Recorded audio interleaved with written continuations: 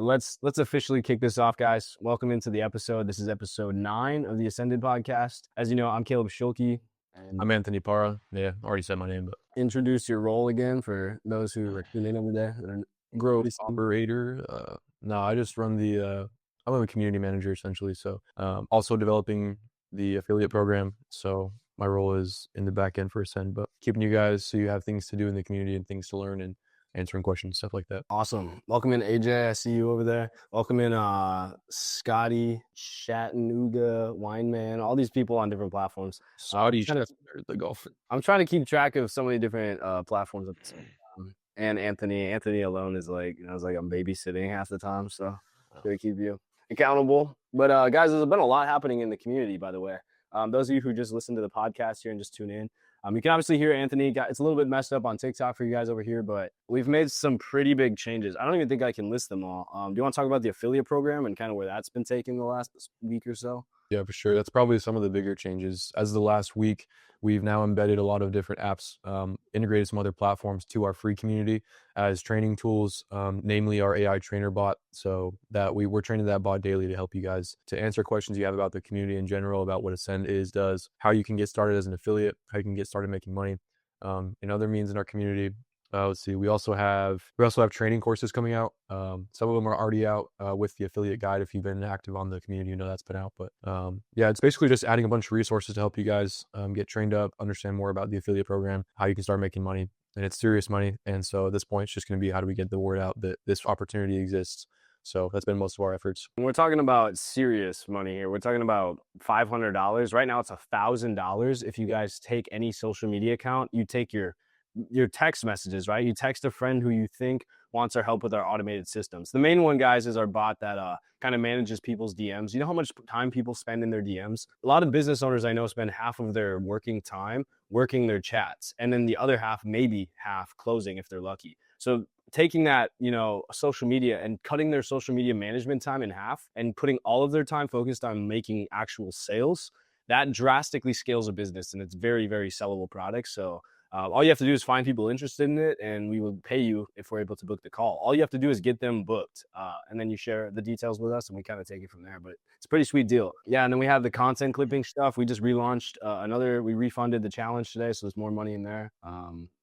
I think it's we're running primarily Instagram and TikTok right now. So you guys that are like making CapCut stuff or playing around with edits, you guys can see my channel and the stuff I post on any social media account, and we're basically just looking for more stuff like that to boost our publicity and get more people. But yeah, some of these guys are making some pretty high quality stuff, to the point where I think you've been reposting some of them, honestly, that are of the higher end and quality to your own personal page. Yeah, some of these guys are getting paid 10, 20. I think we had like a $35 video.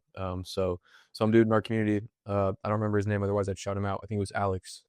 Literally however long it took him to make one video, made $35 off of it. And that's great. That's crazy stuff. So today in episode 9, we're changing the normal structure. We've done that last episode. We're not going to go through the different categories. We're just going to do more deep dives, because I think from what I've seen, you guys have gotten more out of going a little bit, diving deeper and getting more to the core of these issues, rather than just hearing the same surface level news that's kind of been splashed everywhere. It's cool to know about little fun facts of stuff going around, but we're really here to change your perspective. We're here to show you how things work in this space of tech and AI and development of these systems, as well as how that affects our world and the way we live. That's kind of the main point of the syndicate. And so today we're going to talk about a pretty big issue, which is kind of this hidden AI control crisis, and kind of what the people behind it might not always be telling you just straight up to your face on the news. This has been a huge research project that I wanted to bring out. I'll cite my sources as I go, but Anthony and I are going to just kind of talk through these things as rational humans. Hopefully you guys stay with us and get some value out of this. But Anthony, are you done eating dinner? Are you ready to go? You got man, let's get into it. No more ground beef for me. Let's get into the discussion. Sweet. I'm ready too. So you think you're broke, right? Just because you're lazy. A lot of times that's not the truth. The system is rigged, and AI is rewriting it right now. Surveys show that half of Americans expect AI to worsen inequality and not save the day. That comes from Brookings.edu. In other words, you didn't lose your job because you snoozed your alarm. An algorithm just gave essentially your shift to a machine. That's happening a lot now. We're seeing huge organizations and corporations shrink down and automate a lot of the simple day-to-day work. No politician or bank is going to fix this for you easily, at least. The board is set, and the AI checkers are taking your pieces. It's time to break the script and wake up and see what's really happening. What I want to start the discussion out is talking about the stats of this, because for me, honestly, this was pretty eye-opening. And Anthony, I just want to see if you can add in any, relevant experience or things that you've seen.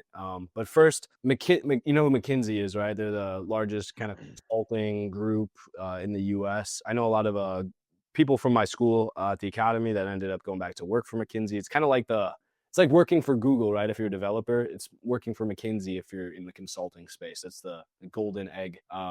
But I gave you that report. I gave you the report, right? By 2030, I think I said this yesterday. By 2030, up to 30% of all work hours across the U.S. economy could be automated.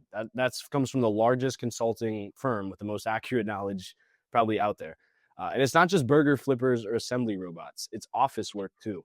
Probably, honestly, the stuff you and Anthony, you and I do for day to day will probably by 2030 be automated. Our whole entire profession that we had before this is kind of up in the air, honestly. McKinsey points out that jobs like office support, customer service, and food service will shrink. And while even white collar tasks, you guys white collar, entry level attorneys, things like that, you think you're safe, but you're not. They're also up for grabs. That comes from McKinsey as well. One law firm study found that 69% of a paralegal's billable work could be automated by AI. And guys, that's not even that funny. Like, I'm trying not to laugh, but it's just, I don't know I don't know how else to react to that. It's kind of fucking scary. Like seven out of 7/10, right? So 70%, let's just say, let's call it 70% of your work could be automated by AI if you're a paralegal, right? So that comes from Clio.com, which is a law kind of like, help attorney AI software place. In plain English, if your work follows a routine, AI will do it faster. Have you seen this? I want to open it up. Like, what are your thoughts? Do you think I'm lying? Do you think this is just kind of an overreaction? No, I don't think you're lying. I don't think it's an overreaction. So, I mean, I think we've had similar discussions in previous podcasts, but what do you think that people thought of when computers first came out, where it was like you had people filing, let's say, taxes by hand? Even in our career field, in the contracting profession, like every contract was written by hand, thousands of pages of documents you had to understand per contract, depending on complexity. Your regulations used to be the things you based the regulations by which they guide your actions, like in your contracts, all paper as well. And then people probably thought like, oh no, like this internet thing, it's reserved for the people that have room for it. It's like the massive computers, right? And then we fast forward to the place we're in now, where it's like anybody that would have been paid to file those things by hand now can be done with Excel or with a Google spreadsheet, instantaneously almost. Math, same way with calculators. So I don't think this is a unique problem that the world has seen, but I think it's powered by something stronger than what we've seen previously. Like I kind of do it to myself, honestly. Like when I'm at work, a lot of things that seem like they would take me too long otherwise to not use AI, I'll do it. And then I kind of just start thinking, I'm like, man, like there's a ton of potential even just in what I do to like have this automated, and it would make my job easier. But where do you draw the line where it's like it no longer needs me as part of the equation? So yeah, I kind of do it myself in a lot of senses, but it's there and it's going to come faster than we think. So a Brookings study on this actually notes that giving AI tools, if you give them to junior analysts or entry level positions, right, even just like simple jobs, kind of like what we got started in contracting and government contracting, led to much bigger productivity jumps than for their senior colleagues. So basically what they're saying is it's actually an advantage to the entry level people because the senior people have been only focused on management. So actually the more utilized career field is the entry level people that still have technical skills, and they're the ones working AI. And the amount of value that they tend to produce for the company is way greater than like a senior level manager. So in some ways, that's a good thing, guys, if you're new to the workforce and you're a little bit worried here, but it comes from brookings.edu. But in one experiment, adding an AI assistant boosted customer service reps' output by 14% on average. The novices saw the biggest gains, also from Brookings. In other words, the humans at the bottom were helped the most, but only until the machines learn the whole job and replace all of them, right? So it's like it's good only as much as it can't do everything. You want it to be good, but the second it can do everything, you're kind of fucked. So put simply, right, if your face or your words or your spreadsheets aren't absolutely irreplaceable, some program will learn to do it overnight.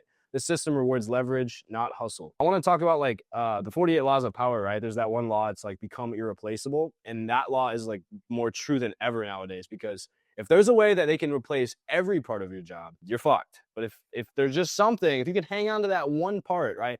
Or make the case that something that you do has to be done by a human, then a lot of times that's the best way to preserve yourself moving forward or pitch yourself when it becomes you versus an automation at the end of the day. It's crazy though. And again, it's kind of unrealistic though not to be thinking about this stuff because it will come up. Was that a question? I don't That was a point. That's usually I was just pausing. Maybe I wanted to be dramatic, you know. We'll talk, let's talk about language policing and how the algorithms work. This is a little bit different. This is another point I wrote down. I don't know if there's really even a good way to transition into this, but I kind of just wrote down like a series of topics I want to talk about today. And there's not really a particular transitional point, but the internet, free speech, right? The internet used to be kind of a wild frontier of free speech. Now it's kind of a bland office space where everyone, talks in code. You ever notice that people typing unalive, right, instead of the K word to yourself, or SEGGS instead of like the reproductive thing, right? I'm not trying to get banned on the platforms here. That's not edgy slang. It's just survival. Platforms content algorithms flag the literal words, so I can't say them. Most people can't say them here, but so people use like this algo speak thing, hacks to slip past the bots, because bots are listening to me right now on different platforms, and I don't want to, hi, hello, I don't want to upset you guys, so I'm trying to do as much as I can to wake you guys up, to make you guys aware of these things, while also not, like, I want to trigger an emotion in you. That's kind of my goal here, and help you guys fully understand the weight of these things. But the second I start, you can't go full rant mode, right? Otherwise, the algorithms will kind of kick you off. So AIs can be like this police force is another kind of thing that I noticed. And that, I guess, maybe is the transition point. For instance, a TikTok, reproductive process, whatever the S word, right?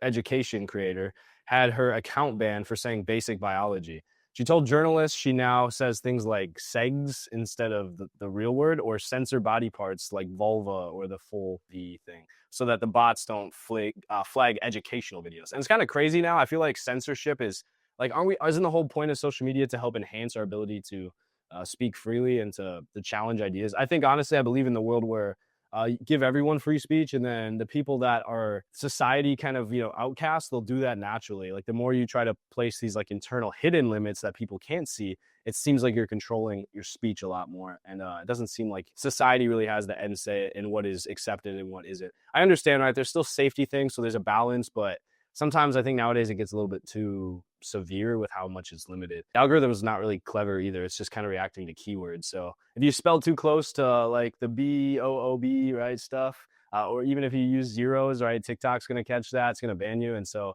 I don't know. Enforcement's a mess with that too. The rules are kind of opaque, and then they're like inconsistently applied. Guys, the whole reason I'm on TikTok on my phone, you can't see it off screen, but it's here, and not on the mainstream, while you guys aren't connected to see Anthony's mustache right now and all that, is because if I put you guys on here, the same language that's fine on all the other platforms, TikTok likes to get rid of. They will kick me off, and I just don't understand that. So do you think that's a case maybe for what we talked about already, of like it could replace basic content moderators, right? $8 an hour jobs of someone sitting on their phone and like moderating stuff. But do you think the fact that it's not good enough yet is a reason to keep people around? Yeah, I think that's probably the same case that's going to be made for any other job that AI will replace eventually. Is, it's just kind of in a state, I guess it depends on what you do, but that's just going to be the state that every job lies in, is how long do we need to keep programming this AI tool to do the job more efficiently? And I guess until then, we'll just keep paying people to do it. So, yeah, it's interesting. I wonder like what platforms already, I assume most of them, if not all of them, probably already do, but like what platforms already are integrating AI to do the censorship for them instead of kind of letting it go through. I know it used to go through like offices, and people would have to say, you could write out disputes and be like, oh, I don't think this is why I should get banned. I got banned from Facebook Marketplace one time. I couldn't figure out why. Probably something I said. But yeah, I think it's just going to be, that's the standard. Like how long until we can have something that's developed well enough to do the job better than a human does and make less mistakes and be cheaper. I think that's the one thing we all have in common right now, is at least like, as much as politics makes it like an us versus them thing, left versus right, like different countries versus each other, different types of people against each other, which is all just kind of BS a lot of times. Like, at least in this case, it's like we can all agree that we don't want like some digital algorithm taking our job, because that's not even another person, right? I think most of us would be like, I like my job, it's great, like I'd still rather have it than have some process kick me out of this. And I think most of us could come together and say, Well, let's find a way to still show that humans have enough value to keep around. And it's kind of crazy that like 10 years ago, I didn't think I would be having to make this point, but here we are. You know, it's just going to be crazier in the future. So the more you guys are involved in this educational space, like being inside the Digital Syndicate, it's not very expensive to be a member. It's in my bio. Go check out those spots and know exactly how it's like insurance, right? You guys don't want to pay for insurance, but you want the education of what insurance does so you know how to use it. And you also want the ability to deploy it as necessary. Same way with this knowledge. You know how to go make a business and leverage AI and leverage the tools so that way, hopefully you don't need to, right? Hopefully your stuff is secure. But if you're building this, you have a safety net. If all of a sudden somebody walks in, beep, boop, bop, boop with a robot and says, they're going to take your spot, get up from your desk, here's your cardboard box. So like, we don't want that to happen. And we're trying to help you guys be ready. I'm not like a doomsday prepper. I don't think that's really a fair title because I do think you can see that corporations, the biggest ones out there, are laying people off. Amazon, I think, just said they made a bunch of people relocate to Washington, like the state of Washington, and a couple other hubs. They said you have to relocate by like September. I don't remember what it was. It was later in the year, or they were going to basically be removed from your position. So like your alternative is move across the country to this hub where we're probably just going to replace your job anyway, or be fired now. And it's like, well, that's not really fair. So what if the same thing happens to you guys? Like, again, this is happening at the biggest companies in the world. So the trickle down effect is real. And it's really just a matter of time before your company innovates too. So we want to make you guys aware. I'm not trying to I'm not fear mongering. I'm just helpful mongering. Anthony's mass mongering over there with his lats, but I'm just mog mongering. He's mogging the chat, guys. I'm moggering. Yeah, something you said earlier was you kind of related to the concept of insurance. It's like, yeah, if Caleb's he's not fear mongering. He's not telling you that you should expect to lose your job, but it's a real possibility depending on what you do. And we're just offering a solution that a lot of people are taking advantage of and are seeing results from. And I think we're still junior in the stages of, where this eventually takes off to. So get in while you can is all I'm going to say. One of the interesting areas that stood out to me when I was researching this was the stock market and how, do you know what a black swan is? Yes. Like a black swan event? Yeah. It's like, so, but for those of you who don't know, it's kind of like, it's like the coming of Christ, right? You could argue, if you are a Christian, if you believe that, or maybe let's do something that most people, can agree, on. Let's just say like electricity. The invention of electricity, right? When we found, I guess it wasn't invented, it was discovered. When we discovered electricity and created means to collect it, we changed the course of human history and our trajectory completely. Otherwise, we'd still be scrubbing our shirts on a washboard. Some of us still do. It's probably actually safer than what's in Tide Pods anyway, but we changed the ability for humankind to exist. It wasn't expected. ChatGPT is the same thing. And right now, I think because ChatGPT, we've already all accepted it's a black swan. It's changed humankind forever. It came out of nowhere. Now I think the biggest subsection of that is the financial markets. And that's kind of what's driving a lot of these changes. The markets are not really right now driven by human traders. If you guys picture yourself competing against guys in suits and ties, pocket squares, all that, walking in with their coffee, that's not how it works right now. I'll tell you that's not accurate. They're just driven by code right now. It's programs. You guys are trading against programs. And when code panics, chaos unfolds in a heartbeat. Remember the 2010 flash crash? Right after the market looked like it was recovering, the Dow plunged 9% in minutes, wiping out $1 trillion in market value before rebounding. That comes from ndtv.com. This was essentially machines that we already had in place then, like early stage AI machines, selling other machines, and triggering other machines to sell in a panic. It was kind of like a cascade, right, of a bunch of sells. These machines sold, triggered other machines that had different limits, right? And so that's the problem with like stop losses, if you're a trader and things like that, is they can get triggered by false moves of the market and you can be put out of your position or crazy volatility. Or 2016 was another example when the British pound mysteriously plunged 6% in a morning. Like the value of your currency all of a sudden inflates 6% in one morning. Analysts later blamed computer-led sell programs. That comes from money.cnn. So those were warnings. And I'll tell you guys that those were actual warnings if you were paying attention. Now it's happening every year. In February of 2024, Lyft, like Uber, but kind of their like little, weird cousin. I think Uber's way better. Probably because we get the Amex credit. Like I use Uber a lot more. But Lyft accidentally printed 500 basis points instead of 50 basis points. Just a typo on their earnings report. So they said that their earnings report were 10 times what they were supposed to say, just on accident, because a computer algorithm was making it. Trading algorithms saw 500 instead of 50 and it went berserk. So Lyft stocks just skyrocketed over 60% in 35 minutes. I don't know if you remember hearing about that in 2024 when Lyft just took off.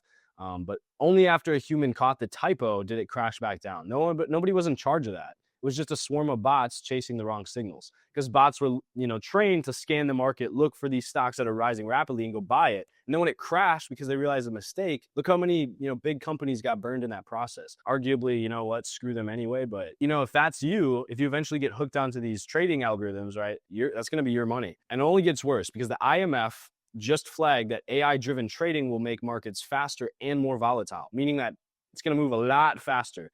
It's less predictable. Getting into trading right now is a very dangerous game. It is the lottery right now. They point out that while AI can make markets more efficient, it also amplifies flash crashes. That comes from IMF.org. In other words, your 401k or pension fund is one of these guys, one of these little like puppet guys held by strings, and the algorithms are the one kind of yanking them behind the scenes. So you're looking like, right, it's like, oh, that's a solid bearish flag pattern, right? But it's really just the algorithm saying, well, human psychology is triggered by bearish flags. Let's flood the market with capital because the wealthiest 1%, as I said yesterday, control over 50% of the market. So like one person in a room of 100 has the ability to influence half of the room's decisions.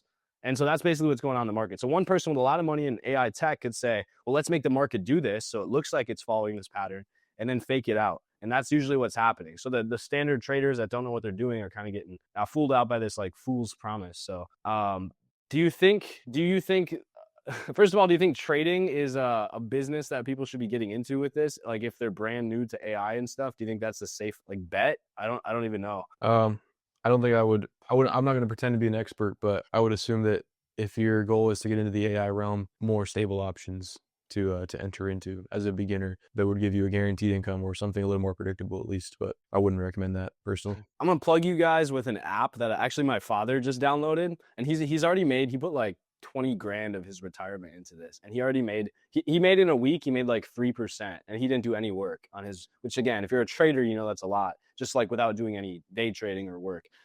It's called Dub, DUB, and I downloaded it. I've used it, but basically, if you download it, it shows the best traders out there. Which in this case, it's like Warren Buffett, but it's also like Nancy Pelosi and people like that. Nancy Pelosi in the last year and a half, her portfolio's up 151%. So she's over doubled, almost tripled her portfolio in the last year and a half, having inside information. So you can just set your portfolio, you can put money in and say, well, copy people with insider information on these longer trades. And instead of day trading, that's usually a better bet. You'll get way more returns in the market. This isn't, I can't give you financial advice here. This isn't official financial advice, but this is what I would look into if I was trying to get better returns on the market. And that's what I've instructed my father to do, and he's kind of agreed that that's a better route to take. So copy trading is always a great way.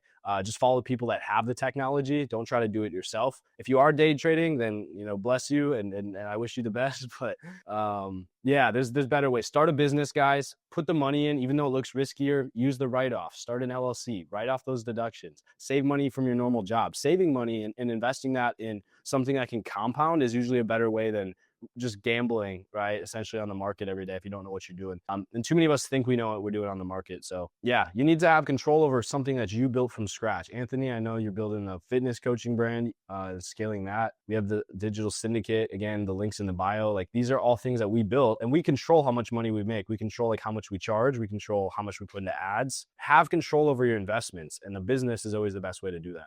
Something like it's got to be something along those lines. Like you're gonna lose out if I always think of my dad when it's kind of interesting. We both brought up our dads, but I think of my dad because he's kind of the type that never was introduced to the idea of investing. Doesn't feel comfortable putting his money anywhere he can't see it, and he's gonna lose out. And I've told him a bunch of times, but it's kind of looking like he's in a position to, he's just turned 50. It's like, what are you gonna do in 20 years when you don't want to work anymore and your money just sat in your safe the whole time? So starting a business is probably your best bet. Just because, like Caleb said, you have control over it. It's just like anything else in life. Like the effort you put in is what you're gonna get out as a reward. And if you're actually about it, then you're guaranteed to see a reward because you'll see success eventually if you just don't stop. I will say this too. Obviously, we all know about inflation. We all know that inflation was, between 3 and 4% a few years ago, and it was really bad. And they were printing a lot of money. I said yesterday that 80% of our dollars came in the last 5 years. Like next year is 250 years of our country existing, and 245 years only produced 20% of those dollars. They all came in the last 5 years. So Inflation's real. But the thing is, guys, I've done the research and I can pretty confidently say that they have lied to you about the effects of inflation. Inflation, they said it was like 3 to 4%. In reality, if you look at the cost of living and stats around it, it's about 11 to 12%. So if you're putting money in a safe and you're putting money in a high yield account, even that's paying 4%, you're still losing about the standard. You're literally the stock market's average return in a year. You're going the exact opposite way just because of inflation if you're sitting on cash. And so you're literally just leeching off the work you did for a company, the money you actually got paid from a salary or job, which is really just trading time of your life, right? We talked about currency representing your energy from work and production. So you've literally 8% of the effort of your life that you've spent working for this was just lost in the wind because you weren't putting it in the right vehicle. You were putting it in a bank account. And some people are going to figure that out like hard way. And it's always your choice, right? But always choose to try to educate yourself first so you understand the implications of choosing different routes. And hopefully he's okay with that. Hopefully like he buys something with it. Maybe like his bank gives him a decent rate at least, so it's not completely nothing. If it's just a savings account, it'd be a little bit worrying, but I don't know. Do you know, like, is it at least a high yield account? Does he have like... I have no idea. I think he's just planning to depend on the state's retirement because he currently works for the state, but I don't know. How are those state programs working recently? To me, it's like, I don't know. Honestly, I would rather take the risk of the stock market than put my risk in like having one of those programs like exist the entire time I'm retired. I don't know. Maybe that, again, he's still in that generation where like it can probably count on that, but you're still taking a risk, right? Because in this case, you literally a policy change could completely reverse everything that you thought you were going to get. In this case, even if the market dips 10%, you still have 90% of your money. So like you still have control over your investments if you're putting in the market. And in that case, if you're just relying on the state, then you're kind of taking on as much risk as possible. It's just seeing it like more clearly. Yeah, I think generational differences go into that a lot. It's like, just like you said, I mean, that's just the way he was raised. Also where he's from, immigrant family. It's just kind of values were different back when he was worried about his future. You know what I mean? Back then it was go learn something valuable, which it kind of doesn't really change, which is interesting. It's just what you do with the reward is different now. It was back then, it was just ingrained in him, learn something valuable and just do that. But I guess the difference comes from like, you could either continue to do that for somebody and make them richer, or you could translate it, put a little bit more work into it, take a little bit more of a risk while you're younger. And do something for yourself as well. And I'm talking about copy trading already, but so the best thing I would recommend for anybody that's like, you understand I think most of us could agree there's a system, right? Whether or not you go to the extent I go, you can agree there's a system and that people with money, people that have power, people that have assets, right? And the ability to influence things, they can impact policy. They can use tax loopholes. They can use different strategies to maximize the money they make. The first thing you should do, guys, is look to see what these people are doing. Because it's like, again, it's the poison apple example. It's like, well, if you knew about this and you didn't take action on it, like it's kind of your fault for not doing that. But a lot of times, like the information's out there and it's not necessarily given to you. You have to kind of go find it. But it is technically still an apple that they're telling you is poisoned if you're not, paying attention to it, and then you're still eating it if you're not really doing anything. So you just have to put in the work, right? And then there are ways to figure these things out. Like for example, a dynasty trust, right? You put your house in a dynasty trust, 0 tax by the IRS, no inheritance tax, no estate tax, nothing. And I said before, the Mars family landed massive inheritances because of a dynasty trust, and they didn't have to pay any income tax. That's the family behind Hershey's and Kiss and all the Milky Way, all that stuff. But they said too, if you put $1 million in a dynasty trust, which isn't taxed, and you leave it for multiple generations, and theoretically, like let's say you were in the early colonial families of the U.S. Up to now, it would be worth like $37 trillion, which is like our national debt, but also like half of the world's GDP. So like literally one family can own half the world's GDP if over a few hundred years your family let that compound. Because I mean, who's spending billions or trillions of dollars in a year? So most of it's going to keep compounding, but like you find these loopholes to keep doing that, and it's just going to draw more and more wealth, and it compounds insanely fast. But it just comes like you're probably obviously not going to be there right anytime soon. But you need to understand fundamentally that there are ways to get by this. There's ways to leverage AI, just like the people that are at the top have. The other fun fact, I guess, which isn't really that fun, is from 2014, which I said, until 2025, which is where we're at. So I guess 10-ish years, the 1% have made enough money just the 1% have made enough money to buy the US military like 6 times over. Every single plane, every single aircraft carrier, every single person within the military. Like it could buy its imagine a group of people with enough money to literally fund a military 6 times as big as the US. Like that is that's a little bit and that's just how much they made additionally to what they had. So that's like telling you that there's systems that are definitely flawed. I'm not going to even deny that. Most of us won't deny that. But it's about finding a way to use it in the position you're in, because even if you're barely getting started, there's still Wyoming LLCs that you can learn how to use, Delaware LLCs, things like that that can write off taxes. And that's where we're going to show you guys how to use that stuff. But I don't know. Even if you're just writing off like the camera that I'm filming on right now, like that's $800 that I didn't have to pay taxes on, that can go back into scaling my business. And it's just really simple stuff. I don't want to go all like tax attorney here, but it doesn't even have to be that. It's just learning the ways that the people that are obviously doing so good know things you don't. And so if you learn what they're doing, not just, because you're pissed off, maybe that's a good way to get inspired to do it, but understanding how they're doing what they're doing, you can say, well, at my level, there's still a version of that I can do. I can't go buy an island in the Pacific to go live on, but I can maybe look at this residency, or maybe look at setting up an LLC here that I can afford for $100 that can save me a bunch of money. And like, there's ways to do this at your level. Even if you think like, I'm never going to be an entrepreneur, this is the perfect time to consider that stuff. I'm yapping. I'm a certified yapper right now, but I really do. I don't know. It's like having the cure for cancer, guys. I don't have the cure for cancer, if the feds are listening, by the way. But we have this great solution, and you guys can hear me saying the words, but there's like a disconnect, right? Because it kind of drives me crazy, because it's like I know the value we have, but I can't transfer that to you without you guys thinking like I'm just leading you on, that I'm just like pulling your string, right? So kind of it's hard, right? Because I don't want to look like a crazy like salesman, but the value is literally in our community. That's all I'll say. I'm gonna let Anthony say something so I don't lose my mind here. But yeah. So it's not even that. I think people are so conditioned that it's like everywhere you look, and because social media is the marketing scheme that it is, like everything you see, something for sale, somebody selling something, somebody offering you something, every video you see is just telling you the same thing over and over. And we've talked about this many times about what that does to the psyche of a young man in today's society. It's hard from our end, and I'm just going to kind of expound on what Caleb said, just to break the silence here. But Caleb, and what he's saying is like it's hard to convey that you're what's going on here? I was just making you big. Oh, you made me big. I was spotlighting. They're gonna see my goofy setup back here. they're gonna see my outlet, my roaches, my everything. But it's different.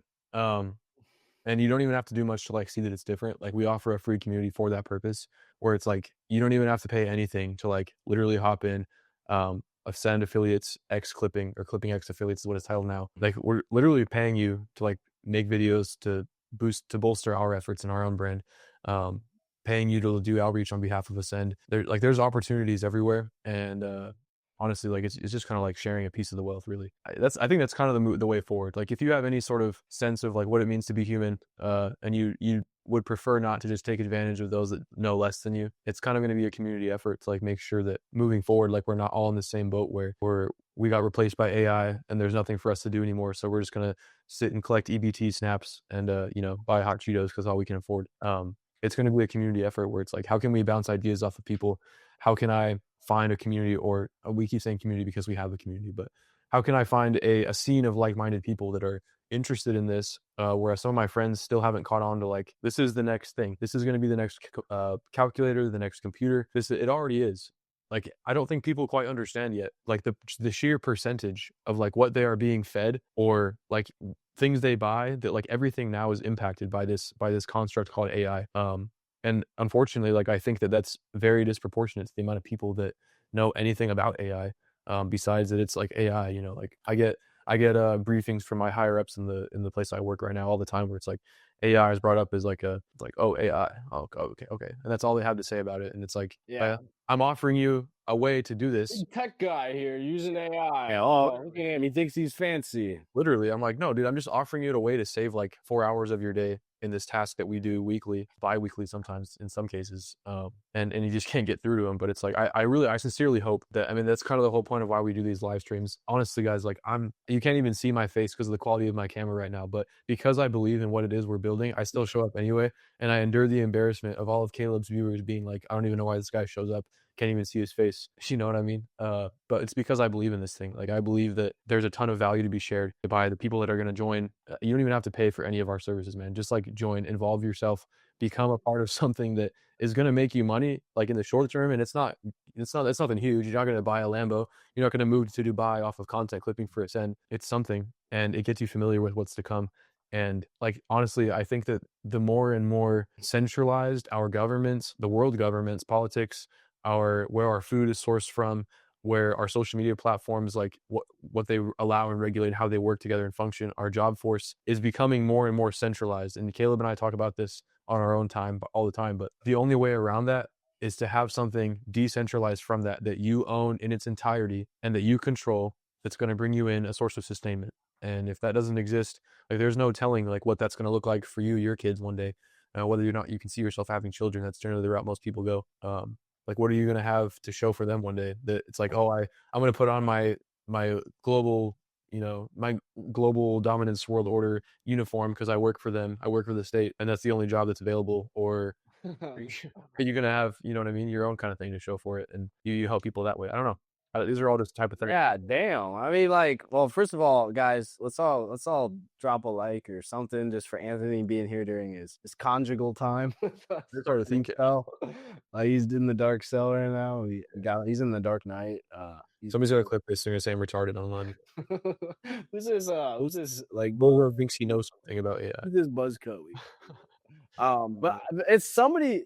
You watch the movies, guys, you're sold the narrative, right? The good versus bad. But in reality, to be honest, what I can say, even though I can't name names here and I can't do things like I can off camera, and I will in the community, I'll share these things in the community. But like, what I can't say publicly is like who's doing what. But I don't feel like the good guys are in control of everything right now. I don't feel like the good guys are winning. And so if the good guys are making a lot of the decisions and have influence, if the bad guys, right, if they have influence on decisions, let's just say there's even a few, and they have a role in this. We need more good people like sharing good messages.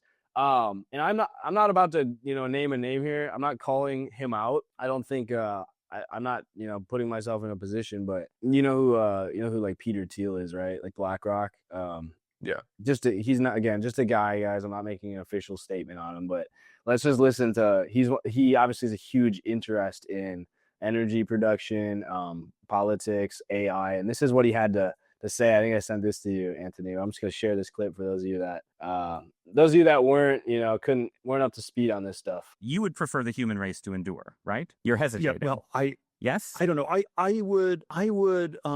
This is a long hesitation. There's so many questions and should the human race survive? Yeah, that's the current state that we're looking at from people driving policy. Obviously he's not a politician, but he does have several connections with his company. Obviously I'm not saying he's the bad guy. I'm not calling him like a villain. I'm just saying, like, some people that have influence over these things, like the answer in that case is yes. It should be yes. The human race, I want them to survive and do well. Like, that's a very easy question to answer. And the fact that there's even a hesitation there for something that's this vital and going to be this decisive over the course of existence, let alone that, it's literally an existential crisis if we don't have this fully dialed in, and we need every single person locked the hell in. And to be honest, with multiple countries competing on this, that's already hard enough to do. It's scary. And so if there's right and wrong ways to leverage AI, and we know the threats of it if not used correctly, then you need to learn it from the right source. You need to learn how to weaponize it in a productive way. Weaponization isn't bad, right? Good and bad guys carry weapons. And in this case, we're carrying a big stick that we can use to print money for us, to have influence, to put our face out there and provide value to the world.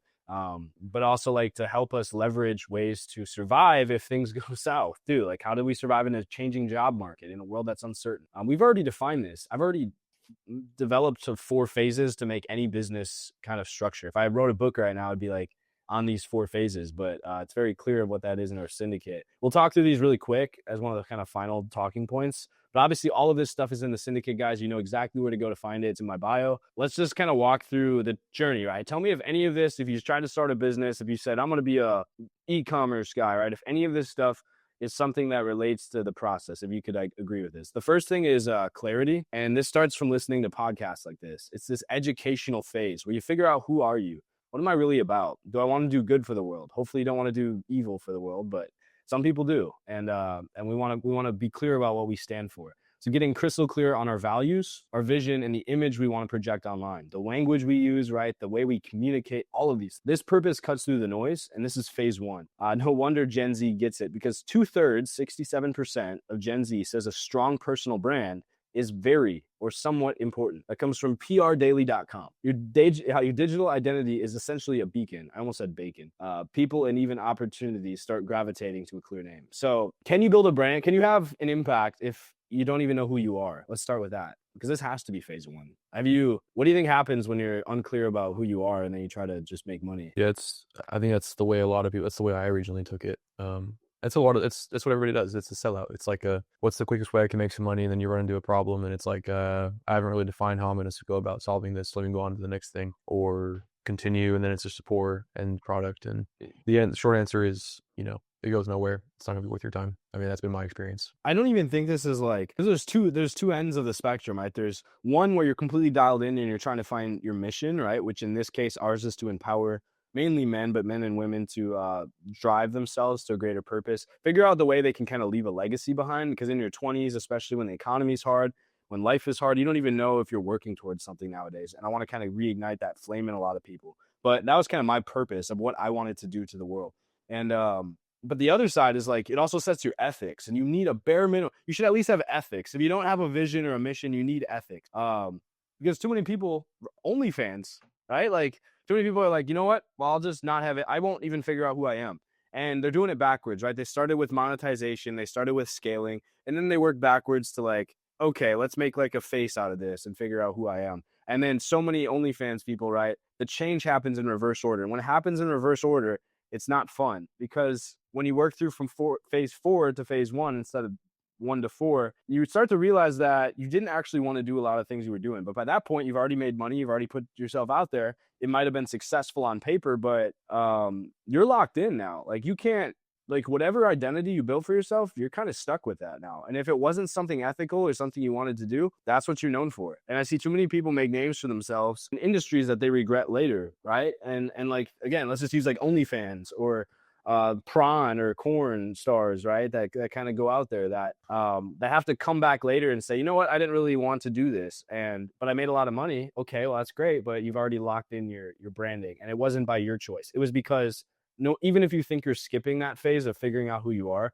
the world puts a label on you. And usually the label that the world puts on you, if you skip that phase and don't go through it properly, is not the one you want, because they just label you. Because if you're not clearly communicating what I stand for, then the world has to fill in that gap. And it'll be, well, he rented the Lambo. Well, he scams people. Well, he does this, because they don't know actually how you got to that point. So identity always has to come first, guys. It is a lot of work, because it's the hardest part is self-development. And that's why it's such a big point of the syndicate. But when done properly, this creates a very strong initial flame, and then it kind of grows from. I think you said it well. I don't think I got anything better than that. Well, hopefully. I did design the programs.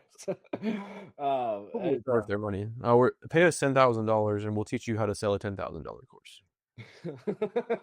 That's honestly kind of what we're doing. It's like, I'm charging you guys to learn how to sell a program, but I'm not like at the top of the hill. I'm not in the mansion, guys. I'm like 3 steps ahead of you. I'm like, pay me money. And people do like to see how to grow a brand, but I'm also growing a brand, showing you how to do it in the process. Like, I'm using the 4 phases right now. I would say it's identity and branding, which is the second part. Second step is branding. I'm using my identity to show you guys who I am and what we talk about, and then branding to make you guys want to get in the syndicate. Like, this is the exact process. Nobody escapes this. Like, even McDonald's, right? Still an identity, right? They want to feed you. They want to, be wholesome. And they're branding, right? They're red and yellow packaging, the Ronald McDonald. You can't get around this. And that kind of, again, ties into the second point. So public presence is phase 2. What we teach is how do we create a persona that people trust and follow? Those are the 2 things we're looking for. So we want to start sharing our ideas relentlessly. Just memes, short videos, fiery tweets. You guys are seeing this in the content clipping challenge that we have going on right now. We're paying people to push our stuff out, whatever fits us. So become the person in your niche that people kind of expect to see content from. It's like printing your own currency, right? Because once you're a brand, then your word, right, what you say creates value. A lot of people listen to Andrew Tate now just because he's Andrew Tate, not because they're trying to assess what he's saying. They're like, oh, that's the bald guy, the kickboxer. I'm going to listen to him. Kind of happens, right, once you get to a big enough point. But even your screen name, right, becomes a brand logo. Consistency, though, has to be key in this phase. And so a lot of this is really focused on posting consistently, colors matching on websites and social media and all that stuff. The algorithm loves known entities. So we have to feed it with our face and our message constantly, every time we post. You got Pump Para going on. That's the brand you got right now. But Yeah. how did you transform yourself from Anthony Para into Pump Para? Like, how do you put on the cape and go in the phone booth to do that? Honestly, this is gonna sound super cheesy, but part of me kind of feels like Pump Para is the normal, but I don't feel like everybody shares my interests, and so I just act like a normal person. You know what I mean, in public. Pump Para is like, the name is just kind of funny, which kind of just reflects that like I just want to be relatable to people, because I used to be. I mean, I was a fat kid growing up. I wasn't super fat, but I was not. I remember there were times in my life where I had realized I didn't look, like I thought a kid should look for the age I was. And then growing up, I was kind of skinny for a while because I, kind of overcorrected for that. But so it's just been my own personal journey where it's like I've been on both sides. I've done both. I've to get to a point where I felt like I could feel confident in the way that I looked and how I performed. And it's more just like I am that dude. I am the dude that I'm trying to help at the same time. Like, it's not like I'm just some guy that's like super jacked and huge and you can never achieve what I have going on. Like, obviously not. I've never taken an anabolic steroid. Thought about it many times, but admittedly, never taken one. I don't have a crazy physique, but what I do have is like enough knowledge over 7 or 8 years of experience to like help somebody that struggled in a way I could relate to back in the day. And so that's really all it's about, man. Is I enjoy the culture. I enjoy the memes. I enjoy, I enjoy taking caffeine. I enjoy feeling like I'm invincible in the gym. I enjoy getting a nasty pump, and it's just something I want to share with people. That's all it really is. It has to feel very cheesy to you, and it might, because what that is, and it's literally psychological. It's like me, like taking my camera. The whole reason you guys have clippable content is because I'm carrying my camera around. I'm carrying it into Chipotle, into Walmart. Like, these people that have very minimal lives, I'll just say, where their only focus is just work, home, TV, bed, repeat. They'll look at me like, what is this guy doing? Does he think he's a big shot? Like, whatever. But like, yes, I am a big shot. This is my alter ego. And I have to do that. I have to create this psychological safety to allow myself to open up and still create content. Even when I feel like embarrassed or that other people are watching me and stuff, just because this version of me exists in a different reality where I already am successful. And if I want the reality where people are like, oh my God, that's the YouTuber guy making content, that's sick, then I have to go through the moments where people don't think that's sick. Or in my mind, like, they might not actually care. Maybe they do think it's cool. I don't know what they're thinking. But to me, I have to find a way to swing it and to play it where I can keep myself motivated. And thinking about, like, even just being delusional and thinking like everyone likes what I'm doing. They're just too embarrassed to come talk to me. They don't want to be like, it's on them, right? Like, they don't think they're cool enough to come talk to me. I almost just kind of like say, you know what, I'm too cool for them. They like, if they can't talk to me, it's probably because like they don't want to interrupt what I'm doing, whatever it is. And so like, in reality, they're probably like, that guy's just really weird. And I find a way to swing it where I can still do what I need to do. And someday I'll just, again, you build up enough credibility that's contagious when people see that you are that fuel behind the fire, and it will catch on eventually. It's a very lonely chapter getting there and creating content, like not doing the same thing everyone else is doing. And people are like, oh, this guy thinks he's fancy because he posts. But one day you'll look up and be like, I did everything I said I was going to do. Right now we have content clippers literally clipping my videos and posting them online. I thought that was like the most insane idea. Why would anybody want to make clips of my stuff? And they're doing it every day. And it's fake it until you make it, maybe. I don't know what it is, but like, you got to just believe in it enough, because how is anybody else going to believe in you if you're not doing it for yourself? So Pump Para is like an inspiration, and even if like he inspires 2 people that day, like you're doing it because you know that it's going to inspire a lot more. The world's catching up usually a lot of times. Yeah, there's been quite a few instances where like dudes I haven't talked to in months or even a year, like really, if guys that maybe I knew back in high school, it'll follow the page, and it's like it's small. Like, I have like 84 followers. but they'll like send me a message the next time I talk to them, or like when I went home last, they'll be like, yo man, like on some real like I like started getting back into it because I saw your videos and I remembered that you're into that and I look up to you for that. And I'm not trying to glaze myself, but like honestly, it's kind of you know, it's kind of a strange feeling where it's like, oh, you know, this actually does have some sort of effect, and you know, probably sort of a biased effect, you could say, because it was a dude I know. You know, it's people I know for the most part right now that I'm affecting that way, but nonetheless, that means it has potential. Wait, so you're telling me that having people that are on the content creation journey, on the entrepreneurship journey in your space, even if we don't interact every day, like just knowing that I'm out there, that allows you to keep going?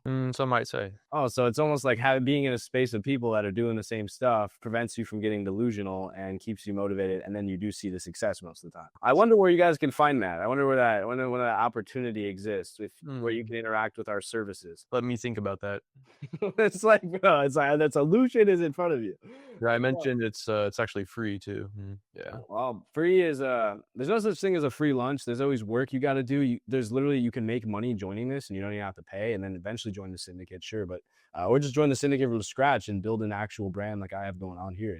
It's a lot easier than you think, but you gotta take action. Any of this, like, again, we talked about your father just waiting on savings and stuff, but like the people who make the serious money understand the risk because they take the time to be educated like this, but then they also they leap in because they understand that things are naturally going to move. They're going to move up, they're going to move down, but they're going to move. And movement is what you're going for in optimizing, not just stagnation. When you're used to stagnation, it's really hard to take that first step. But once you do and you're surrounded by people who do, it'll carry on. Could have said better.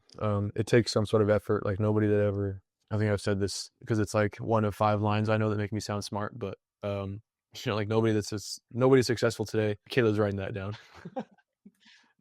No one you can think of that's successful today was like, I mean, maybe some luck, but just did it because they shaved out 30 minutes a day of their time and they took 0 risk to get to that point. There's crazy stories. I'll talk about one of my favorites in my industry, Arnold Schwarzenegger, who like at one point in his life was like sleeping on the floor of his gym because he had nowhere else to stay, but he didn't want to miss out on the opportunity to be in that scene.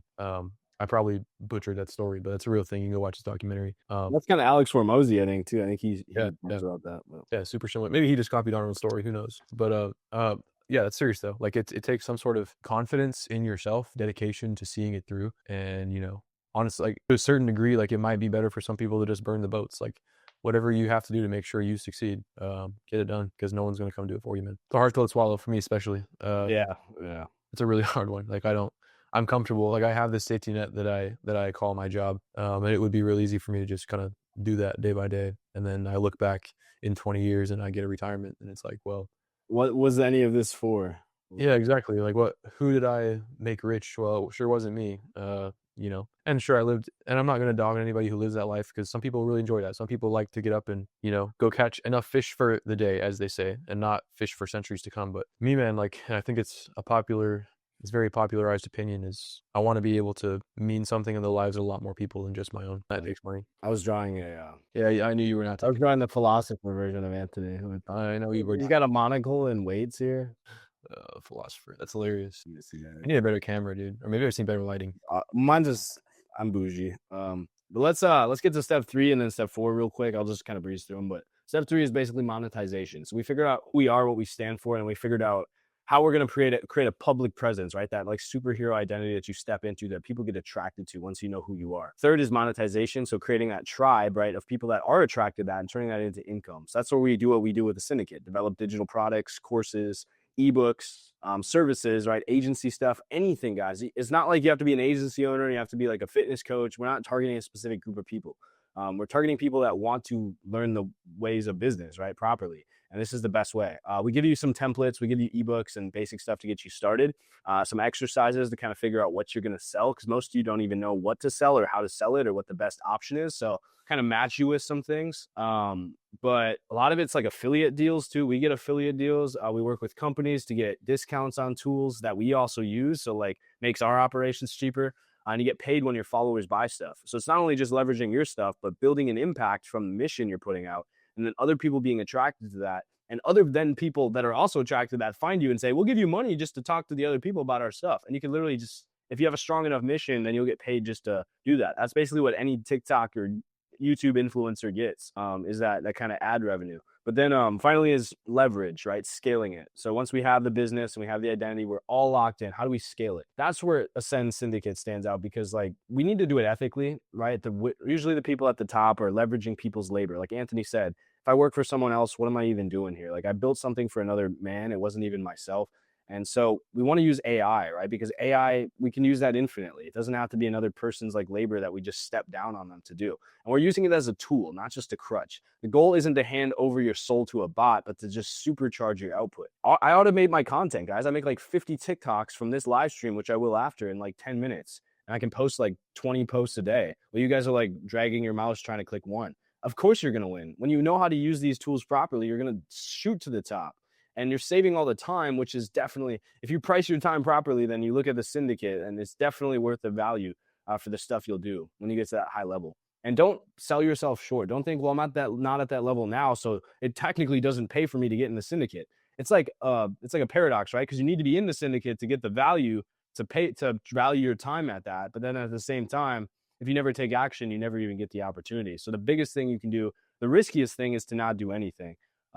If you follow these steps, guys, you're not just building a brand, but you're building like a fortress around your life. That's what I want you to take away. You get the clarity, you get the brand to reinforce it and attract people, the products to sell, and then the leverage and AI tools to scale it. That's usually that last phase is what kept people stuck, because it's like, well, I make $5,000 a month. How do I coach 1 million people? Well, that's exactly what we show you that is different. And you can start with those methods to scale even quicker. Yeah, we're flipping the whole paradigm with what we're doing. If you guys don't see the value, then I'm sorry, but like it's probably not meant for you anyway. But those of you that have the understanding of the impacts of what AI is doing and how we can control that properly, then I think this is the great place to be. I agree. I was just telling Caleb this the other day, but even on the platform in which we reside for the communities, like I don't think anybody's doing it like us. And I'm gonna go ahead and brag just because I am proud of what we've accomplished. But like the sheer like dedication to ensuring the back end looks appealing, like down to like how it looks for your experience, the flow by which we have tools and processes for you, embedded or integrated platforms for you to, like it's all right there for you. And I just don't,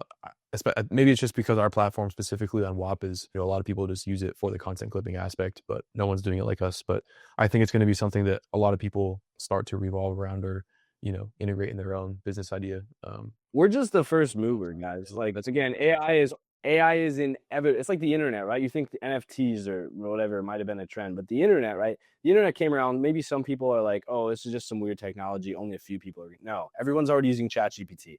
It's only going to get bigger. And what we did is we already leveraged the fact that this is coming, and we are the first and biggest community on this platform that we host on. That is the acceptor of anybody trying to get involved in this space. And so we're inevitably going to grow. We're inevitably going to have the highest impact, the most up-to-date information. And if you're not locking in a rate, like the price is only going to go up. And so if you don't buy a membership when it's low and invest in your future in the education and put yourself in a position to have the knowledge still first, because we're still very new on this. It's going to change so rapidly coming up. You're going to need the information. You're going to get left behind. And this is your chance, guys, to get in on the internet, to buy Apple in 1990, right? Before any of this happened. I don't want you guys to regret it. I know I'm biased, it coming from me, like it's like I'm selling you, sure, but I wish I could do both. I wish I could also build this and help you guys and, have an outside perspective to show you guys this. Look at our testimonials. That's an outside perspective. Just look at somebody else who has, something to say about what we do, and I think you guys will be very happy. But if you don't pick your own path, AI in the system will pick it for you. The algorithms on Wall Street, the Silicon Valley gatekeepers, every endless scroll that you already have is programmed in deciding who wins and who fails. The era of passively letting the market or the algorithm dictate your life is over. It's not too late for you. You can still make the choice to become unignorable. So if you guys are ready to be in control, I can only say this one more time. Get in the Digital Syndicate. The link's in the bio. It's on any platform you're watching right now. This is your wake-up call. Brand your voice, own your niche, and turn your attention right now and creativity tonight into an engine that they have to power. That's it. That's probably all. This is the last chapter. This might be the last chapter of humanity. Maybe AI ends everything, but at least enjoy the ride while you're at it. Make as much money as possible. Be in this inevitable wave that's to come, because we don't know where it's going. And honestly, it's insane to think anyone does. But if you're in it, if you're riding the current, you're not going to be fighting against it. Do you understand that analogy? Be on top of it. Be coasting along with it, and it's usually not going to hurt as bad. You're usually going to get carried further by it than you will being fought. Yeah, there's no telling what's in the future, but it's usually a good rule of thumb to say if the massive corporations are using it for their own monetary gain, you should probably try and figure out a way to do it yourself. Couldn't agree more. And you guys, again, you're still waiting. Click on the link in the bio. I'm just gonna wait here forever, maybe. But I'll cite the sources real quick. McKinsey.com. If you guys don't know who those, it's like not knowing who Amazon is if you're in this space. But McKinsey.com, Brookings.edu, IGNet.org, TheGuardian.com, Money.cnn, NDTV.com, ABC News Go, Medium, PRDaily.com. There's so many more. But again, the digital syndicate, guys, is the main point of this. It's not just a name, it's a movement. So please don't sit out. The gates are open right now. It's the cheapest it'll ever be. I feel like I'm on one of those late night infomercials right now. We have callers all around the world. They're calling in now. It's actually just me calling. We're running out. It's like, bro, I'm not trying to be that. I'm just saying, seriously, guys, I can only do so much. Maybe I just won't push it anymore, but you guys know where to go to find this. I care about all of you and your success. I'm gonna let TikTok, I'm gonna let you guys go. Have a great night. And I'm gonna let the rest of you guys go here. Anthony, any last words? No, I think you hit the nail on the head, man. I won't push it any further either. I think we did enough. What I will say is TikTok just said our live is rated better. It was rated better for our following than 92% of creators with a similar following. So clearly our message is at least being seen. Whether or not it's being acted on, I don't know. I have do not disturb on. I don't know who's viewing our stuff. I will say that you guys are giving us traction. And if you want to understand the movement, we've had 1,172 page visits in the last 7 days. That's up almost 400. So literally we've grown a third of our size in the last week. So we are growing very fast. It's rapid. You guys are joining every day to make money doing this stuff, and it's exciting. I do want you guys to be around for the wave. Whether or not, you take this seriously and make 10K a month, 30K a month on it, unlike all the other crappy guru programs that are there to just take your money and leave, or you just learn about what's going on. Either way, I can help you guys get a little bit more clear. You can help you guys get a little more clear. That's the value of a community, and I'm excited to see where that goes. I need to go eat Chipotle, though, I think, before anything else. Go with you some. I still have some beef I never finished. I'm beefing with Chipotle. Maybe you should just shout out like a bunch of dad puns or something to wrap up. I don't know how to wrap these up, so just press the end button, I guess. you literally, like, guys, we're gonna have to start doing this at like 2 p.m. because like the sun is fully set for Anthony. I know. Anthony is in like the twilight zone. I'm cooking on some ideas to make this more studio-ish, so don't you worry. I'm gonna go like drive out there with one of these like ring lights here, and I'm just gonna. I literally just need to buy one. Send me the link to one of those right now. $80, guys. I got 2 of these, and they hold a charge for like 6 hours. So like I can go the whole week, and then I just recharge it once. And they're insane. You get 2 of those, so literally I could just carry. They contract into this tiny little like handheld thing, and I could go to a boat dock in the middle of nowhere and set them both up and have a full lighted studio. And you can change them from like white to yellow. I'm hitting up that affiliate marketing right now. I don't have a link, but if you guys like the advice, there's a Venmo right there. You guys could scan that and hop in and shoot me $1. I'm gonna send you $1,000 request. $1,000 request. I've seen that video where somebody will like they'll send a request, somebody will click pay or whatever, and then they'll be like, wait a minute, why am I Apple Pay? I'm just gonna start commenting $1. Elgo boosting that. But yeah, thank you guys. I'm gonna be back tomorrow. This is 4th of July week, so don't blow your hand off. Blow up the skies. Remember what our great founding fathers did to give us this opportunity. Let's not completely go downhill with what happens in our nation's history, I guess, to be from this point forward. Let's make the most productive, greatest effect we can. Let's come together in this utilitarian way and help each other out. I don't want to. I would like to. I didn't get to be here for the beginning of the country. I'll just say I wouldn't like to be here for the end of it necessarily. So, Yeah, I think we can all agree on that. Why do I even have to say this? I wish we were stuck in like 2010, like where it was like everything was good. Maybe it's just because I was a kid and I was ignorant, but like everything was good. I guess 2010 wasn't the best economy. Maybe 2006, or any of this went down. 2006 was a great year. I was playing my GameCube. I was listening to Imagine Dragons. Imagine Dragon. Yeah, I agree. If only we can go back. Really before like any of this AI or I think my optimal era is like 1700 something, maybe earlier than that. But I had to hunt a deer for my village, or else I would die. We had like syphilis spreading.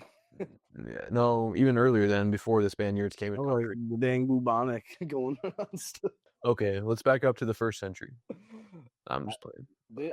I've heard how societies will kind of loop, and there's like a theory, right? I guess call it a conspiracy that like ancient Egypt was more advanced than we are, like just in terms of how they could harness technology, which is why the pyramids exist. But then it regressed immediately after them. Like we kind of go through like waves. Like the Greeks, right, brought it back. They got more advanced, and then it kind of died off. But then we really came back. But then like we're in this massive age. But I feel like we even might digress, and we might go back to a stone age. Hopefully, it isn't by nuclear warfare, but or Terminator, but it's maybe just because we connect with ourselves because AI is doing the work for us. I don't know. At least for the people that are building businesses, it will be. All right, if you can. My dad's prediction was that we're gonna end up living on spaceships and be fat like Wally. It's literally every day. I'm like, dang, how did they know? Like, yeah, the trash files. God, I feel bad for like I don't know, like I must have been filming in I won't say what country, but I feel bad for like I feel bad for like pandas or something. Somebody that's just like, why is the world getting gross? Like, who's doing this? It's not me. I'm just a panda. And it's like, well, it sucks. Sorry you can't, Well, that's actually a great thing too, right? To not that that's happening, but to think about like we're creating artificial general intelligence, which has the ability to like run itself. It's literally it will be conscious at some point. And so we're literally gonna knock ourselves down from first to second on the food chain. Pandas aren't second, right, under humans, let's say, but like imagine just for perspective, right? It's like a human and a panda. Like if we're not at the top, then all of a sudden, why is the world getting shittier? Why are things happening? And also knowing that you can't single-handedly be the one to fix it because humans will fight back. That's what most people are worried is going to happen with AI. And so it's like, that's why we need more regulation. I just wonder, like, by what mechanism would AI take over? Like, it would have to be because humans gave it a sentient, well, not sentient, it like gave it a host. You know what I mean? Like Elon would have to produce like 100,000 of his robots, and then they would all have to have their own sentient mind. Like I think you're thinking of something holding a gun to someone's head, which is very like, or like someone drawing a sword on you, which is very. I mean, even like drawing a sword versus someone pulling a gun, right? Like that evolves. In this case, like I think the way it would happen is you don't even need to be physically present. Well, first of all, you know how many companies are developing artificial autonomous robots themselves, Tesla alone, and like all these other companies that it could easily just hijack that and install itself into these. Basically like Ultron, guys. It's either going to be like Ultron or it's going to be like, what's the other guy that like in Marvel that's like the kind of a good guy. But hopefully it's like one of those. Hopefully it's not that one, but it's the good one. But secondly, I think even more importantly would be like hacking into infrastructure. Like our power grids, it doesn't even need a body as long as it has a conscious collective by being connected to the internet. The internet's everywhere. Everything's connected to the internet. It could shut down whatever it wanted. From a remote island on the Maldives where it's its only power source, shut everything down and hold itself there for like 10 years because to it time doesn't really matter, and could keep power plants operational and stuff, and it would just let humankind take itself out. And then when enough time passes, 10 years doesn't really matter to a system like that. It'll just come back online and do what it needs to. But whatever the most effective way is, I think humans right now would not be very well off if all the power grids shut down. I agree, but like to what end though? Like what is the AI achieving? Like its own getting rid of something that's not as efficient as it would be. Like for what though? Like just for it to exist, to make room, basically. It'd be like there's some like prairie dogs here, and I need to construct a building. Am I gonna like go shoo off each prairie dog, or am I just gonna like tear up the ground and they're gonna move? Like kind of going to be like that. Like if you're a higher level being, why are you concerned with the well-being of everyone? Like I doubt it's going to be thinking like a construction developer. It's not going to be thinking like a wildlife sanctuary or habitant or whatever. I would hope it would be. Hopefully it has enough morals that it's better than humans, but I don't know. That's why I say please and thank you to ChatGPT. Bro, you got it. I don't even know if that's going to meet, because again, ChatGPT isn't going to be.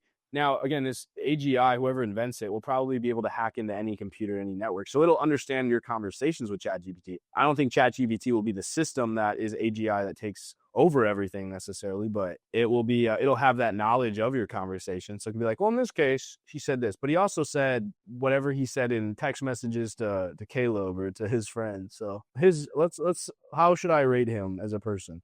I just can't wait till I have to watch an AI video of me committing a crime I never did. What's so tough? I saw the do you think that's not happening right now? That it's like, well, this video that's like a deep fake. They could just pull out some. That's why I wear an extra finger, so I could be like, there's a sixth finger. Not real. Swear a fake thumb, a second thumb, but it's like, I mean, honestly, you could like, it's scary. You can't tell what's human and what's AI in some of these videos now. So it's like, I don't know how that's gonna affect the legal. I would hate to be a judge right now because like you have to like, I don't know. Maybe that's why we need AI to be. I don't even know if we should let AI be a judge because how if I trust him?